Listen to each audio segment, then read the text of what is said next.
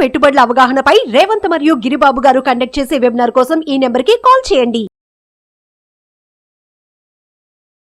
నమస్తే, welcome to Suman TV. నేను విష్ణు. ప్రస్తుతం పాటు QPFP qualified person finance professional Rajeshwara Reddy గారు ఉన్నారు. వారితో మాట్లాడదాం. సార్ నమస్తే. సార్ రాజేశ్వర రెడ్డి గారు. నమస్తే అండి. సార్ రాజేశ్వర రెడ్డి గారు, ఈ ఇన్వెస్ట్మెంట్స్ గురించో సేవింగ్స్ గురించో మాట్లాడుకుంటున్నప్పుడు అంటే ఎవరైతే కొత్తగా ఇన్వెస్ట్ చేస్తుంటారో వాళ్ళకి అందరూ ఇచ్చే సలహా ఏంటంటే don't put all eggs in one basket. అంటే గుడ్లన్నీ తీసుకెళ్ళి ఒక బాస్కెట్లో పెట్టొద్దు అనే ఒక సలహా ఇస్తుంటారు. అంటే కొత్తగా ఇన్వెస్ట్ చేసే వాళ్ళకి ఆల్రెడీ ఎక్స్పీరియన్స్డ్ ఉన్న పీపుల్ ఇచ్చే సలహా ఇది. సో ఎందుకు ఇలాంటి ఒక ఎగ్జాంపుల్ని తీసుకుంటారు ఇన్వెస్ట్మెంట్స్ విషయంలో? ది వారెన్ బఫెట్ కోట్ అండి ఇది. ఎస్, మీరు అన్నట్టు కొత్త వాళ్ళకే కాదు, ఎనీబడి, కొత్త వాళ్ళైనా పాత వాళ్ళైనా ఈ పర్టిక్యులర్ సినారియోని దీన్ని ఫాలో కావాల్సిందే. దీన్ని ఫైనాన్షియల్ డైవర్సిఫికేషన్ అంటాం. అంటే don't put all eggs into one basket.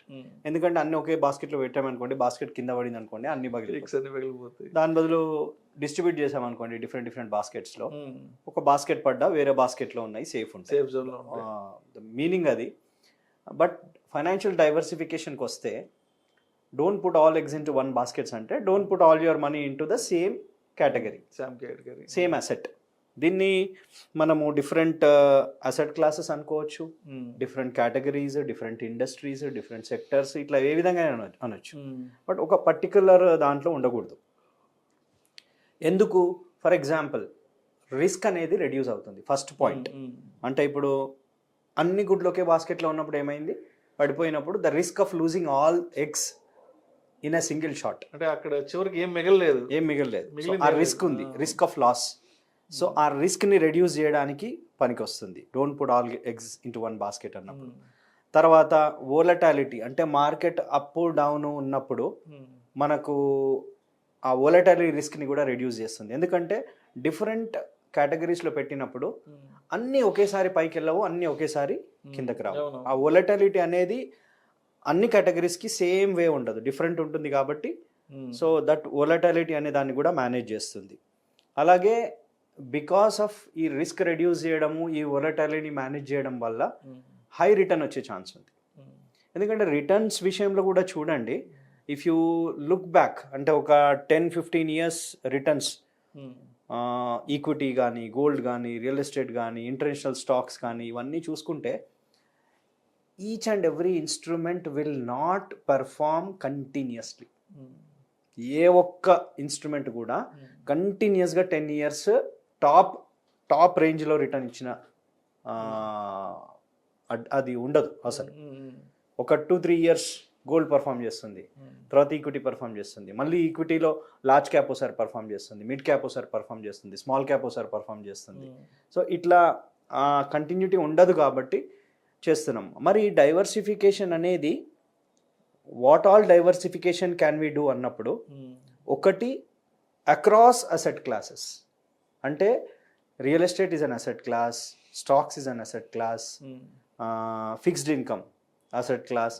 అంటే అక్రాస్ అసెట్ క్లాసెస్ అంటే డైవర్సిఫికేషన్ని డిఫరెంట్ అసెట్ క్లాసెస్లో అందులో కొంచెం పెట్టుకుంటూ చేయొచ్చు. That is one way of having financial diversification within asset classes. Within asset classes ఏంటి? For example, within equity తీసుకుంటే, అంటే ఈక్విటీని ఒక అసెట్ క్లాస్ తీసుకుంటే ఇందులో large cap, mid cap, small cap, large and mid cap, multi cap, flexi cap, ఇట్లా different categories ఉన్నాయి మళ్ళీ. సో డైవర్సిఫికేషన్ని విత్ ఇన్ అసెట్ క్లాసెస్ కూడా చేయొచ్చు. ఫస్ట్ అక్రాస్ అసెట్ క్లాసెస్ అనుకున్నాము, తర్వాత విత్ ఇన్ అసెట్ క్లాసెస్ అనుకున్నాము, ఆ తర్వాత టైం డైవర్సిఫికేషన్ కూడా చేయొచ్చు. టైం డైవర్సిఫికేషన్ అంటే ఏంటి? మన దగ్గర ఎక్స్ అమౌంట్ ఆఫ్ రూపీస్ ఉన్నాయి, మొత్తం ఒకేసారి పెట్టకుండా పీరియాడికల్గా, అంటే nothing but in a mode of SIP లాగా పెట్టుకుంటూ వెళ్ళడము, or STP, systematic transfer plan అంటాం. అంటే కన్జర్వేటివ్ ఫండ్లో పెట్టి దాని నుంచి అగ్రెసివ్ ఫండ్లోకి మూవ్ చేయడం. అంటే డైవర్సిఫికేషన్ని మనం ఇన్ని రకాలుగా చేయొచ్చు. Across asset classes, within asset classes, మళ్ళీ టైం డైవర్సిఫికేషన్. సో ఓవరాల్గా ఈ ప్రాసెస్ అన్నిట్లో ఏం చేస్తున్నామంటే we are not putting all eggs into one basket, that too in a single shot. దీనికి లైవ్ ఎగ్జాంపుల్ తీసుకుంటే అండి, మా క్లయింట్స్లోనే జరిగిన ఎగ్జాంపుల్ లాంగ్ బ్యాక్, ఇది 2000 ప్రాబబ్లీ 11 నుంచి, అంటే మెనీ క్లయింట్స్, అంటే మేము ఇప్పటి వరకు మాకున్న క్లయింట్స్లో most of the clients mutual fund అంటే ఏంటి, దాని అడ్వాంటేజెస్ ఏంటి అనేది చెప్పి వాళ్ళతో కేవైసీని రిజిస్టర్ చేయించి ఇనీషియల్గా స్టార్ట్ చేయించిన కేసెసే ఉన్నాయి. This is one of the case. ఆయనతో మ్యూచువల్ ఫండ్ స్టార్ట్ చేయించాం. కానీ ఈ ప్రాసెస్లో ఏం జరిగిందంటే చాలామంది ఇన్ దీస్ 10 years వాళ్ళు ఇన్వెస్ట్మెంట్స్ ఇంక్రీజ్ చేసి మేడ్ హ్యూజ్ ప్రాఫిట్స్. బట్ ఇతను అంతగా చేయలేదు, తక్కువ అమౌంట్తోనే అదే కంటిన్యూ అవుతూ వస్తున్నాడు. రీజన్ వాస్, ఆయన ఒక స్కూల్ స్టార్ట్ చేశాడు ఇన్ డిఫరెంట్ ప్లేస్, హైదరాబాద్లో కాదు, వేరే దగ్గర స్కూల్ స్టార్ట్ చేస్తే వీళ్ళ ఓన్ ప్లేస్ ఉండింది.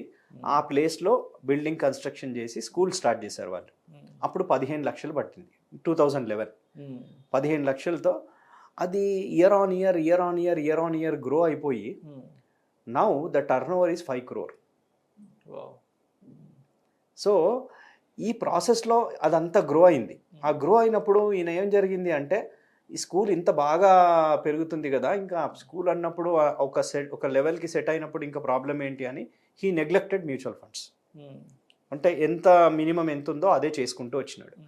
But today because of some legal issues అందులో నుంచి బయటికి రావాల్సి వచ్చింది అతను.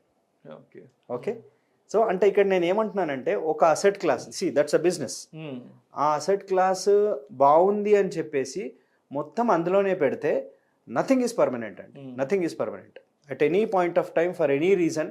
దో it is their own business, it is their own land, ఆయన బయటికి రావాల్సి వచ్చింది. ఎందుకు అని అంటే that land was in the name of his father and ఈయన brother he used to take care of the entire operations. ఈయన జస్ట్ ఇన్వెస్టెడ్. న్యాచురల్గా గ్రో అయినప్పుడు some differences might come.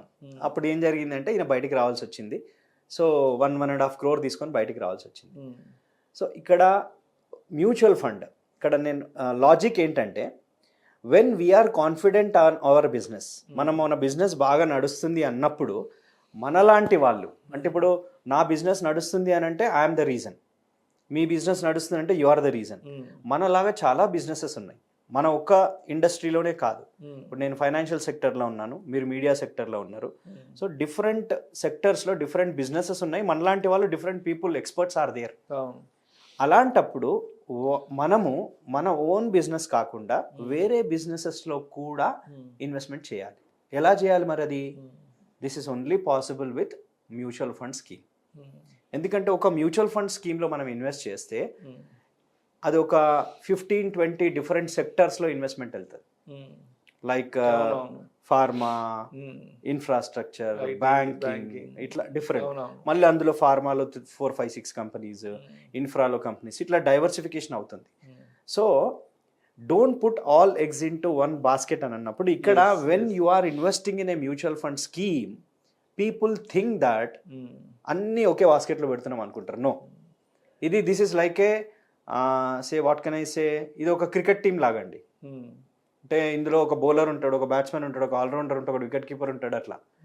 So mutual ఫండ్లో పెట్టినప్పుడు don't think that you are putting everything into one basket. No, మళ్ళీ అక్కడ diversify చేయొచ్చు, వేరే బిజినెసెస్లో ఇన్వెస్ట్ చేయొచ్చు. And whoever is into business, salaried class anyway, వాళ్ళకి శాలరీ వచ్చినప్పుడు ఆ 20-25% సేవ్ చేయాలి. ఆ సేవ్ చేయాలనుకున్నప్పుడు they will definitely save into something. Like the most convenient method is SIP. కానీ బిజినెస్ క్లాస్లో అండి ప్రాబ్లం ఏమవుతుంది అంటే, కొంతమంది they are over confident about their business. నా బిజినెస్ ఇంకేం కాదు అని అనుకోవద్దు. ఆ బిజినెస్లో నుంచి వచ్చిన ప్రాఫిట్ని కొంచెంలో కొంచెం డైవర్సిఫికేషన్ చేయాలి. That is what this topic about, diversification. ఈ డైవర్సిఫికేషన్ ఎలా చేయాలి? నాలాంటి బిజినెస్లలో చేయాలి, అండ్ వితౌట్ మై ఇంటర్వెన్షన్. మళ్ళీ నేను ఈ డబ్బులు తీసుకెళ్ళి నేను డిఫరెంట్ బిజినెస్లు పెట్టి నేనే చూసుకుంటా అంటే this is not possible. So నాలాంటి వాళ్ళని వెతుక్కొని, నాలాంటి కంపెనీస్ వెతుక్కొని అందులో పెడితే proper diversification will be there within asset classes, across asset classes, as well as time diversification. ఈ మూడింటిని ఫాలో అయిపోయి when we diversify our business definitely we will create wealth. So this is the whole అంటే discussion about that single line అండి. Don't put all eggs into one basket. Thank you so much Rajeshwara Reddy గారు. ఈ portfolio diversification యొక్క importance గురించి చాలా డీటెయిల్డ్గా ప్రేక్షకులకు ఒక మంచి ఎగ్జాంపుల్తో చెప్పారు. Thank you so much sir. Thank you. నమస్తే. సుమన్ టీవీలో మీ పర్సనల్ అండ్ బిజినెస్ ప్రమోషన్స్ కోసం కింది నెంబర్కి కాంటాక్ట్ చేయండి.